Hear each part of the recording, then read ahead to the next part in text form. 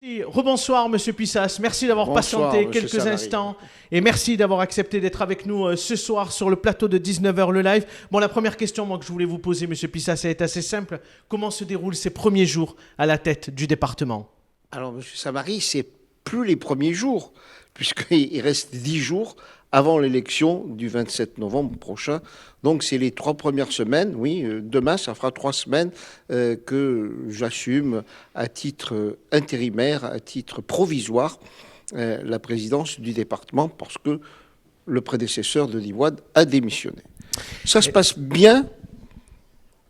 Vous voulez que je vous donne les détails et je pense que c'est ce que vous attendez. En Oui, tout avoir cas, votre expérience. Oui. Effectivement, comment Alors, vous avez trouvé écoutez, le département à votre arrivée? voilà. Est-ce que vous avez eu l'occasion de rencontrer la majorité et l'opposition Ah par ben, exemple attendez, quand je suis arrivé, la première chose que j'ai faite, c'est demander à la directrice générale des services de rencontrer les 4 directeurs généraux adjoints qui m'ont donné la feuille de route ou les choses les plus importantes que j'avais à faire, en tous les cas, avant que le département n'ait une nouvelle gouvernance. Ça, c'était évident.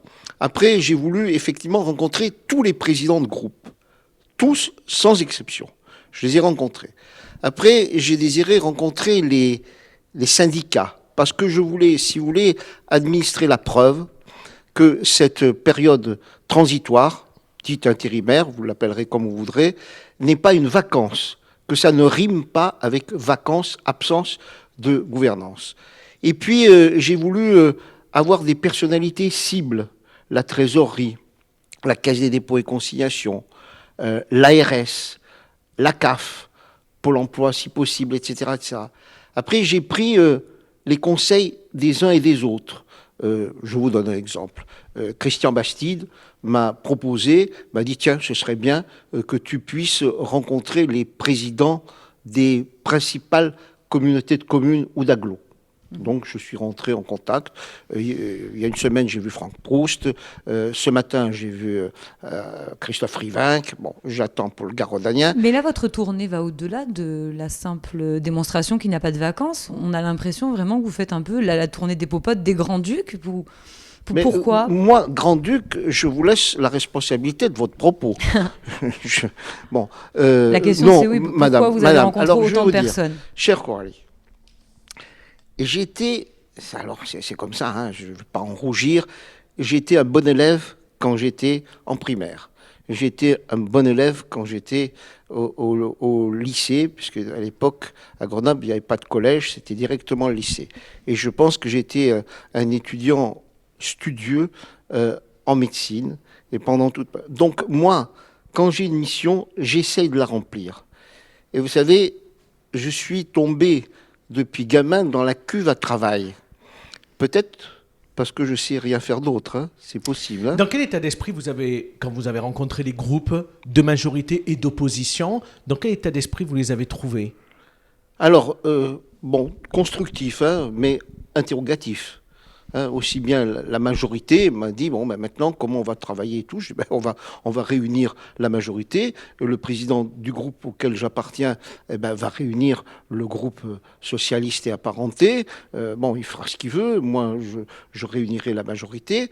Et après, en fonction de ce que les directeurs généraux m'avaient dit, il était impératif qu'on réunisse une commission permanente pour évacuer des dossiers qui ne pouvaient pas attendre. Hein, les amendes de police, etc., le SDACR et tout. Et c'est pour ça qu'il va y avoir, vous le savez, chère Coralie, monsieur Savary, une commission permanente jeudi. Mais revenons peut-être à vous et à la façon dont vous avez exercé le pouvoir dans ces premiers pas, ces premières semaines. Pouvoir avec un petit P. Hein. Qu'est-ce que vous avez tiré de toutes ces consultations-là?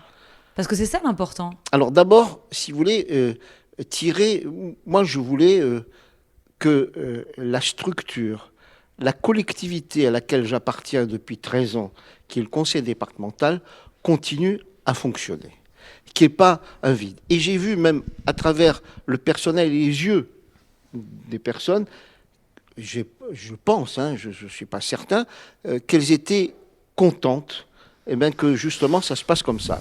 J'ai, vous le savez bien, un cabinet qui est restreint.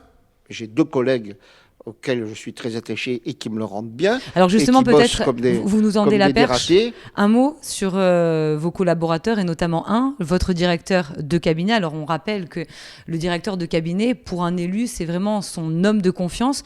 Vous avez choisi Nicolas Nadal, qui par ailleurs est responsable du syndicat Sud chez les pompiers, le SDIS. Personne n'est parfait. On rappelle que vous aussi, vous présidez le SDIS. Et ce choix, il est un peu étonnant quand on le voit sur le papier, parce que Nicolas Nadal, c'est quand même le syndicaliste avec qui vous empaillez parfois sur le manque de moyens aux pompiers. Oui, Pourquoi ce choix? La paille peut avoir du bon, Coralie, hein, vous le savez. À vous de me le dire. Bon, alors, soyons clairs. Quand je suis arrivé, d'abord, le président Boide m'a reçu le 26 avec la DGS. Et on a fait le point. Pendant une demi-heure, trois quarts d'heure, il m'a évoqué qu'il allait y avoir 1000 allocataires du RSA en plus. On va revenir. C'est 10 bâtons, hein, 10 millions d'euros, excusez-moi, 10 millions d'euros que le département va mettre. Bon. Et après, il m'a évoqué que il y avait une personne qu'il fallait éventuellement reconduire dans les fonctions de chef de cabinet, qui, vous le savez, est notre chère Émilie, et je lui ai dit, il n'y a aucun problème. Bien sûr que je vais reconduire Émilie. Et j'ai trouvé un cabinet vide. J'ai immédiatement téléphoné à Elisabeth Montes. Et je lui ai dit, Elisabeth... L'ancienne directrice de cabinet de Denis Boide. L'ancienne DIRCAB pour nos lecteurs. de Denis Boide. Et je lui ai dit, Elisabeth, t'es pas là, est-ce que tu pourrais pas revenir 15 jours, 3 semaines? Elle m'a dit, Alexandre, je ne pensais pas que tu allais m'appeler. Je lui ai dit, oui, si. Je dis, écoute, je vais voir. Elle est à Habitat du Gard maintenant. Hein. Bon, elle est à Habitat du Gard. Bon, je vais voir. Bon, elle n'a pas donné suite. Monsieur Pissas, par cette Nicolas anecdote, Nadal. est-ce que vous ne faites pas preuve de fausse naïveté? Vous savez très bien que les collaborateurs ont leur contrat rattaché à celui du président. Oui, mais je Auquel pouvais cas, la reprendre. vous avez voulu... Oui, mais il fallait peut-être l'anticiper. Ah, Coralie, j'ai reçu une lettre de Denis Boide le 13 octobre. J'ai répondu le 14 octobre que j'étais d'accord. Après, alors, vous voulez que je fasse un aveu? Je ne savais pas, mais je vous assure que je ne savais pas que les attachés de cabinet, les collaborateurs de cabinet disparaissaient en même temps que le président. Monsieur Pissas, vous faites de la politique depuis longtemps. Vous savez que les collaborateurs sont rattachés à une personne. Alors, je fais de la politique, comme vous le dites, mais peut-être moins longtemps que d'autres. Et puis, c'est pas un truc auquel je m'attache, ça. Mais encore, ça peu importe. En tout cas, pourquoi avoir choisi... Pourquoi j'ai choisi voilà, parce que Nicolas Nadal m'avait, à plusieurs reprises, sollicité, m'avait dit, tiens, ça m'intéresserait. Nous pensions, vous savez très bien qu'il est militant socialiste, hein, comme Lionel Berretti, qui est militant socialiste. Bon. Et nous pensions, en toute simplicité, vous savez très bien que je ne suis pas au Conseil fédéral et tout, mais nous espérions qu'il fût candidat éventuellement aux élections départementales prochaines. Et s'il voulait l'être, il y a un espace, un intervalle temporaire qu'il doit respecter, je ne sais pas combien. Là aussi, un collaborateur doit démissionner un an avant. Bon, je lui ai dit, c'est quelque chose qui l'intéressait. C'est un homme que je connais depuis très longtemps. Il a fait 2 ans de médecine aussi. Bon, il n'a pas réussi, mais ça nous attache aussi. Parce qu'on rappelle que vous êtes chirurgien. C'est quelqu'un qui m'est proche. Alors après, on n'a pas toujours été d'accord. Et parfois, avec le syndicat Sud, je n'ai pas toujours été d'accord. Mais dire que le syndicat Sud m'a empêché de gouverner le SDIS, ou dire que moi, j'ai empêché le syndicat Sud, non, comme aucun autre syndicat. Allez, on avance un petit peu. On parle également du budget, parce que c'est aussi une des questions essentielles de cette fin d'année au département du Gard. Les actions du budget, on le rappelle, hein, c'est aussi le RSA, mais c'est aussi pour les associations qui attendent bien évidemment des financements pour l'année 2021 et qui, eux, pour le coup, ne peuvent pas attendre avec la crise sanitaire. Est-ce que vous êtes favorable à voter ce budget avant la fin de l'année? En tous les cas, mes collègues de la majorité, 3 groupes réunis, effectivement, se sont prononcés pour qu'on vote le budget avant la fin de l'année. Que la nouvelle gouvernance, quelle qu'elle soit, vote le budget. Est-ce que vous considérez que les conditions sont réunies pour voter ce budget 2021? En tous les cas, on a tout fait pour. On s'est réunis en majorité, ça, c'est pas un secret, on s'est réunis en majorité hier pour essayer d'entamer les arbitrages budgétaires. administration m'avait expliqué qu'elle y était prête. Mais qu'après, vous le savez très bien, il y a des arbitrages budgétaires. Le vote devrait être entre le 21 et le 22 Alors, décembre. normalement, le débat pour les orientations budgétaires avec le rapport d'orientation budgétaire, ça devrait normalement être le 15 décembre.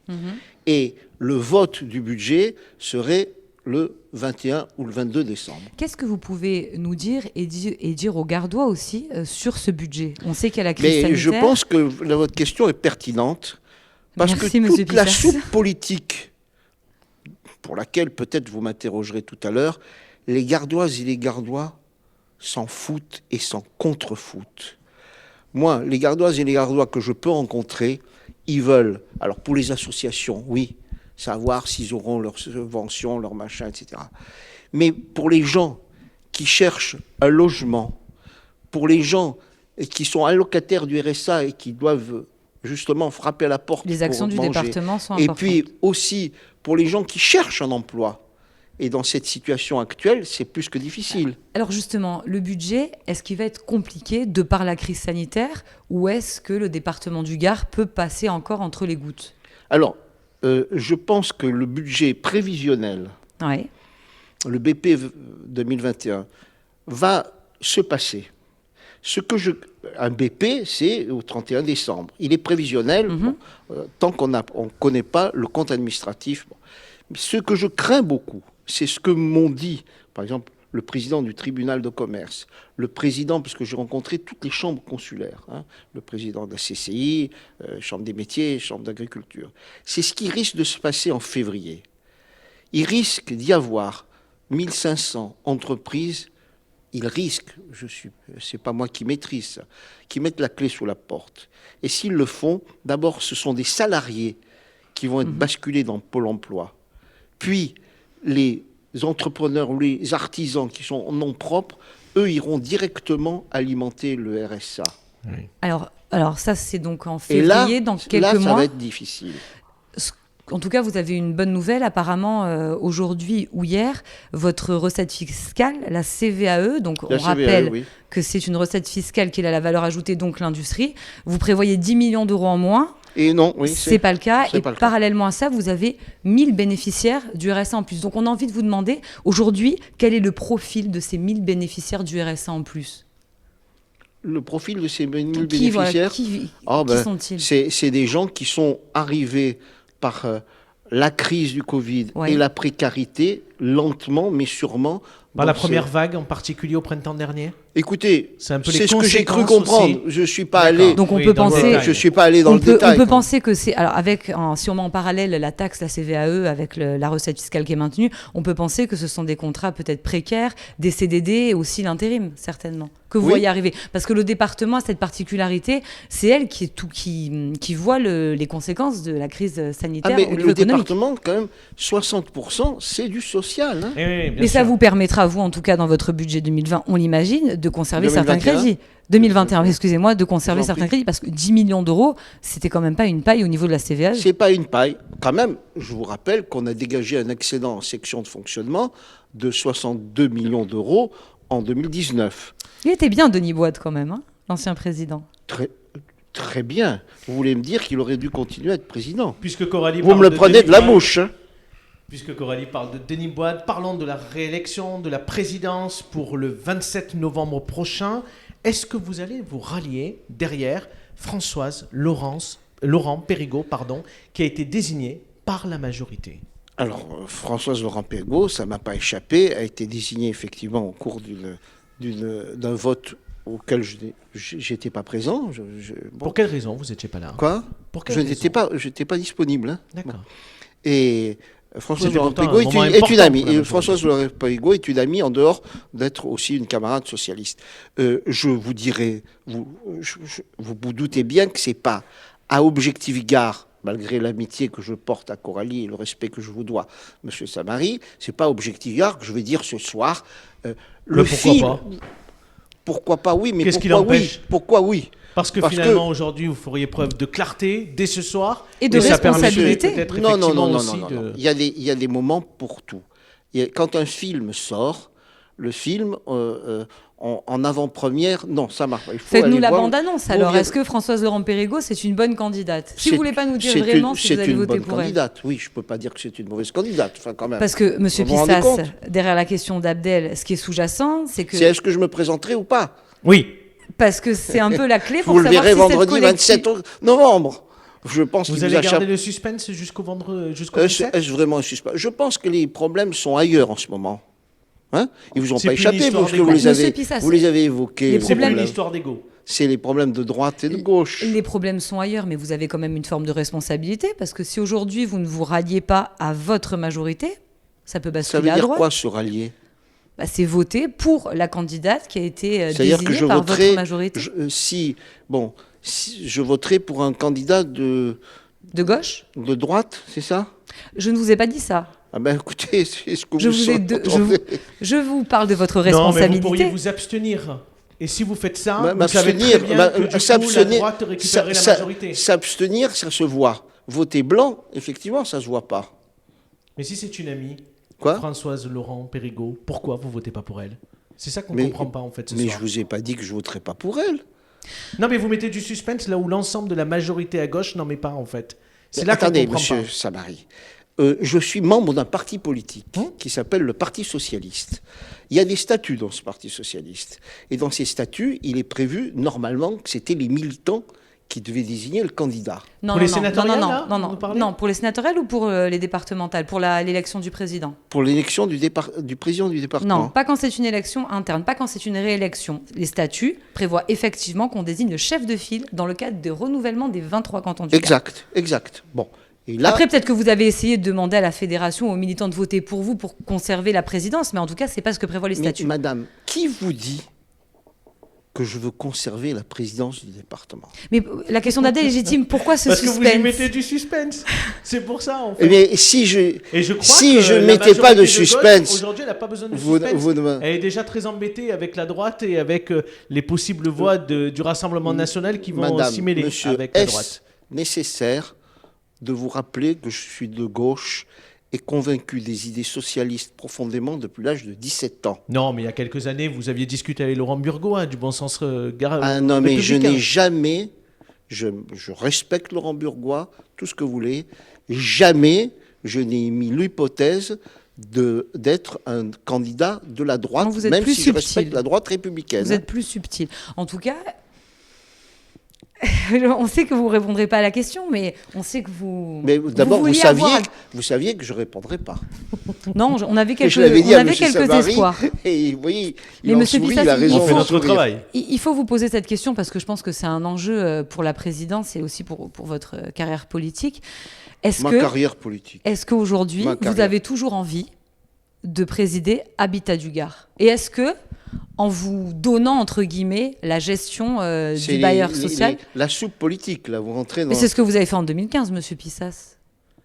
Madame, c'est pas Je du tout crois la même même que chose. vous êtes premier vice-président. Et je crois même qu'à l'époque, c'était Françoise Laurent-Périgot qui devait devenir première vice-présidente. Madame, Et je crois même qu'en échange de votre ralliement, c'est vous qui l'avez été. c'est pas comme ça que ça s'est passé. En tout cas, c'est le résultat que ça donne aujourd'hui. C'est ce qui s'est passé, c'est qu'effectivement, j'avais été victime d'une injustice profonde, c'est-à-dire qu'à l'époque, j'étais le conseiller général sortant, Qu'on je vous- devais être bon, on vous a retiré et on m'a mis l'investiture. quelqu'un dans les pattes, on m'a exclu du Parti Socialiste, bon, et c'était normal que, à un moment donné, à l'époque, les militants socialistes de Bagnols voulaient que je sois candidat à la présidence. Je vous le rappelle, ça, quand même. Deux C'est clair. dernières petites questions, Oh, monsieur mais même Pissas. des grosses, même des grosses. Non, mais déjà une, et Coralie, elle posera la dernière. Est-ce que vous êtes inquiet du maintien de la majorité à gauche après le 27 novembre prochain? Eh bien, on pourrait l'être quand même un peu, après les propos, effectivement, du député Collard, du député Maisonnet. On pourrait l'être. Alors, je n'aimerais pas être un conseiller départemental de la droite républicaine. Je serais vraiment très mal à l'aise. Très mal à l'aise, parce que je pense d'ailleurs que c'est très certainement le but du Rassemblement national, c'est d'avoir mis leurs collègues, entre guillemets, dans la difficulté. Et on ne sait jamais quand même, parce que, vous le dites, les ambitions personnelles rejaillissent en permanence et que les ambitions personnelles, effectivement, peuvent correspondre à l'envie pour la droite de contrôler le département. Mais moi, j'ai confiance au caractère républicain de certains conseillères et conseillers départementaux de droite, et je ne les vois pas, à mon avis, rajouter leur voix à celle du Rassemblement national. Et si vous me posiez la question, par exemple, est-ce qu'un jour je pourrais voter pour Tiberinon? Par exemple, une question. Vous voyez, vous n'y avez pas pensé, mais je vais vous faire la question et la réponse. Je vous répondrai oui, s'il était opposé à un candidat du Rassemblement national. Point. Coralie, la dernière question. Enfin, Monsieur Pissas, vous avez annoncé que vous serez candidat sur le canton de Bagnols. Vous allez passer aussi devant les militants. La dernière question que je voulais vous poser, c'est aujourd'hui, un conseil départemental géré par la gauche et un conseil départemental géré par la droite, quelle différence les Gardois peuvent ressentir dans cette différence de gestion? Écoutez, vraiment, je pense, pour y avoir vécu pas longtemps, j'y suis depuis 13 ans. C'est quand même pas mal. Ma collègue Françoise Laurent-Périgot y est depuis 39 ans. Donc elle a effectivement... Et Amal Couvreur y est depuis 5 ans. Oui, non mais si vous... Donc, on peut se passer tout le trombinoscope des élus. Si vous voulez me parler d'une légitimité, je peux vous la trouver comme ça.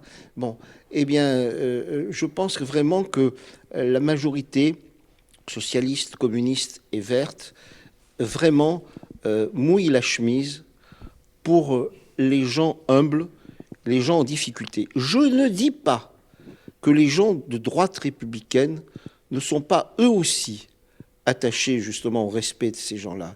Mais la politique que nous mettons en œuvre, en rapport d'ailleurs avec les politiques nationales qui sont les nôtres, vont dans le sens de la défense des plus humbles. Merci beaucoup, Monsieur Pissas, d'avoir accepté notre invitation et d'avoir été sur le plateau de 19h le live. Ce soir, je propose...